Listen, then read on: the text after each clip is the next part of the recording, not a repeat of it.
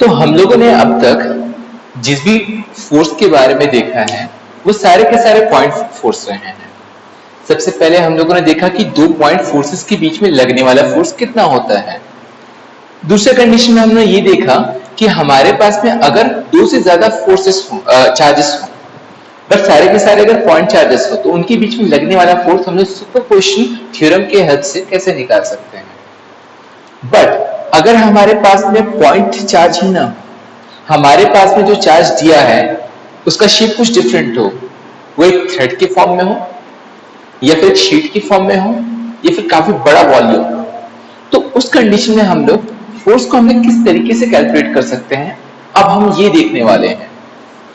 सबसे पहले पास हमारे पास आता है कि अगर हमारे पास जो चार्ज है वो लीनियर फॉर्म में है तो क्या होगा कि हमारे पास में जो चार्ज रहेगा, जो क्यू रहेगा, वो एक जगह इकट्ठा ना होकर क्या हो जाएगा, अपने पास सब जगह फैल जाएगा।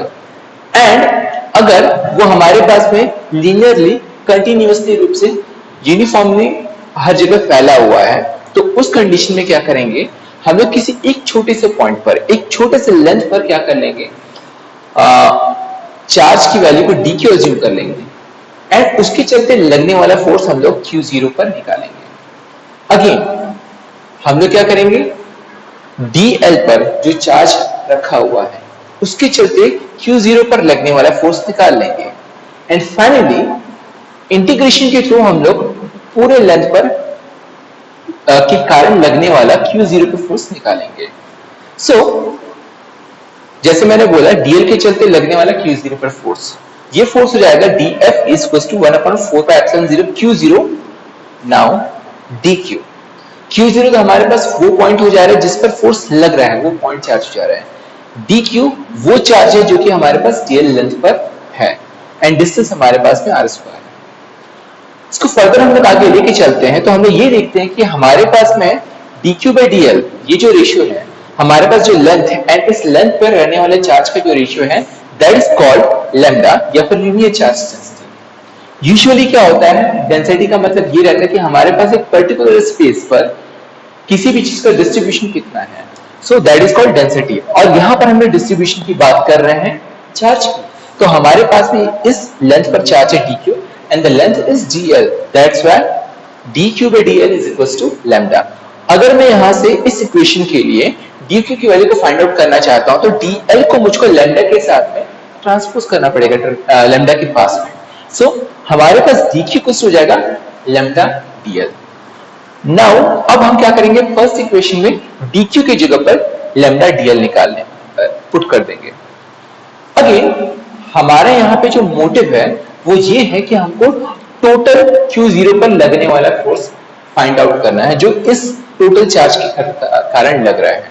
तो हमारे पास जो फोर्स मिला है वो तो सिर्फ DL लेंथ पर जो चार्ज है उसके कारण मिला है। हमको कंप्लीट फोर्स निकालना है, इसके लिए सिर्फ एक ही मेथड है, हमको क्या करना पड़ेगा, इसका इंटीग्रेशन करना पड़ेगा। तो हम लोग क्या करते हैं, बोथ साइड्स पर इंटीग्रेशन कर देते हैं। तो अगेन DF का जो इंटीग्रेशन होने वाला है वो हो जाएगा हमारे पास में F एंड यहां पर हमारे पास जो कांस्टेंट वैल्यू है जिसका इंटीग्रेशन नहीं हो सकता है उसको ना बाहर निकाल लेते हैं। फॉर एग्जांपल 1/4π0 कांस्टेंट वैल्यू है, इसकी वैल्यू होती है 9 × 10⁹। Q0 अगेन हम लोग Q0 की वैल्यू चेंज नहीं कर रहे हैं। ओके अगेन Q0 हमारे पास कांस्टेंट हो गया बट बाकी सारे टर्म्स हमारे पास में अंदर रखे हुए हैं। अब बात यहाँ पर ये है कि टर्म्स हमारे पास अंदर क्यों है। अगेन DL हम लोग किसी भी पॉइंट पर यहाँ पर ले सकते थे एंड अकॉर्डिंग टू दैट हमारे पास में DL का जो डिस्टेंस है विच इज R, हर बार क्या रहने वाला है, डिफरेंट रहेगा। मतलब अगर DL का पोजीशन चेंज होगा तो R का वैल्यू भी चेंज होगा। दैट्स व्हाई हम लोग इसको क्या करेंगे, इंटीग्रेट करेंगे। दूसरी चीज है हमारे पास DL का लेंथ भी हो सकता है कि हम लोग हर बार डिफरेंट लें, तो DL हमारे पास में वेरिएबल हो जाता है एंड R भी हमारे पास क्या हो जा रहा है, वेरिएबल हो जाता है, जो कि डिपेंड करता है DL की वैल्यू एंड इसकी पोजीशन के ऊपर में। सो इन द एंड हमारे पास में जो एक्सप्रेशन आ रहा है फोर्स का इस लीनियर चार्ज के चलते वो आ जाता है 1/4πε0 which is constant, Q0 ये भी हमारे पास कांस्टेंट है, इंटीग्रेशन में lambda DL upon R² and R cap जो कि हमको डायरेक्शन बता रहा है। ये तो बात हो गया हमारे पास में लीनियर चार्ज डेंसिटी का। अगर हमारे पास में चार्ज एक शीट के ऊपर में यूनिफॉर्मली डिस्ट्रीब्यूटेड है, जैसे कि हमारे पास इस जगह पर हो रहा है, तो क्या? अगेन जिस तरीके से हम लोग पिछले बार एक छोटा सा लेंथ लेके चले थे, हम लोग कंप्लीट लेंथ पर के फोर्स नहीं निकाले थे, वैसे हम लोग यहाँ पर भी करते हैं। हम लोग छोटे से सरफेस के लिए फोर्स निकालने की कोशिश करते हैं, which is ds।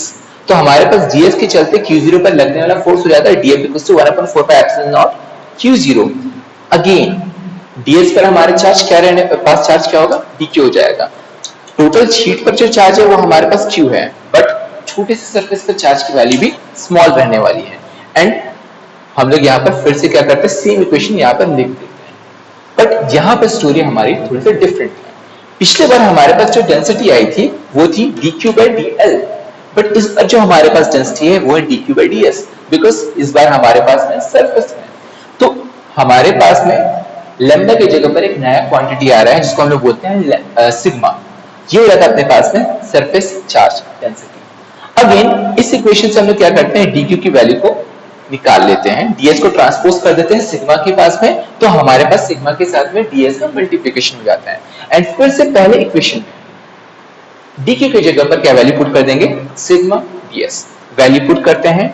And again जिस तरीके से पिछले बार हम लोगों ने सॉल्व किया था, इंटीग्रेशन करना था, सेम यहाँ पर हम लोग इंटीग्रेट करते हैं। एंड जो चीज हमारे पास में कांस्टेंट है, for example again 1/4πε0 q0 integration के बाहर निकल जाएगा और इंटीग्रेशन के अंदर में हमारे पास सिर्फ ये टर्म्स बचने वाले हैं, which is sigma ds upon r square r cap. ये हो गया हमारे पास सरफेस के लिए।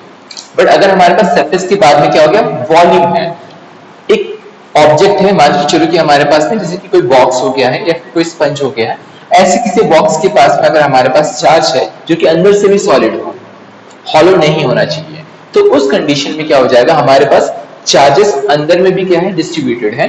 एंड उसके लिए हमको क्या करना है, किसी एक पॉइंट पर चार्ज फोर्स कितना लग रहा है ये निकालना है।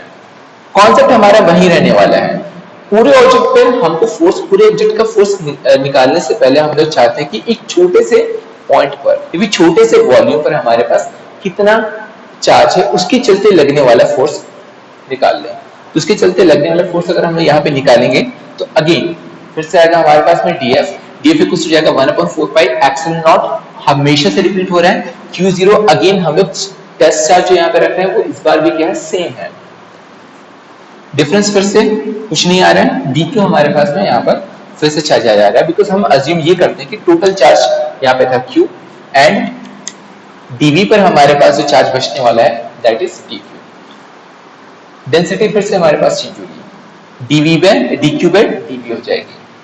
फर्स्ट केस में dq/dl, सेकंड केस में dq/ds, थर्ड केस में dq/dv। वहां पे हमारे पास में लीनियर चार्ज था, दैट्स व्हाई dl। यहां पर हमारे पास में सरफेस चार्ज है शीट की फॉर्म में, दैट्स व्हाई ds। जहां पर हमारे पास में वॉल्यूम है, तो ये हो जाएगा अपने पास में dv। एंड उसके बाद में हम लोग क्या करते हैं, dq की जगह पर सिग्मा dv वैल्यू पुट कर देते हैं। वैल्यू पुट करने के बाद में अगेन एज इट इज हम लोग क्या करने वाले, जैसे बाकी डेरिवेशंस में किए हैं, इंटीग्रेशन कर देंगे बोथ साइड्स का। 1/4πε0 q0 एज यूजुअल फिर से बाहर निकल गया है एंड हमारे पास में इंटीग्रेशन बचा हुआ है, तो वो है अपने पास करने वाला है रो का dv का r स्क्वायर का एंड r का हमारे पास बच जाएगा। सो हमने पहले आज यहाँ पर ये देखा था कि किस तरीके से हम लोग सिंगल दो पॉइंट चार्जेस के चलते लगने वाला फोर्स कैलकुलेट करते हैं। देन आफ्टर कि अगर हमारे पास में टोटल सिस्टम में बहुत सारे चार्ज पार्टिकल्स हो तो किस तरीके से हम लोग उसके लिए फोर्स निकालते हैं। एंड फाइनली अगर हमारे पास पॉइंट चार्ज ही ना हो बल्कि वो लीनियर फॉर्म में हो, शीट के फॉर्म में रहे या फिर किसी बड़े वॉल्यूम में रहे, तो हमारे पास में फोर्स की वैल्यू क्या होगी, ये सब हमने देखा।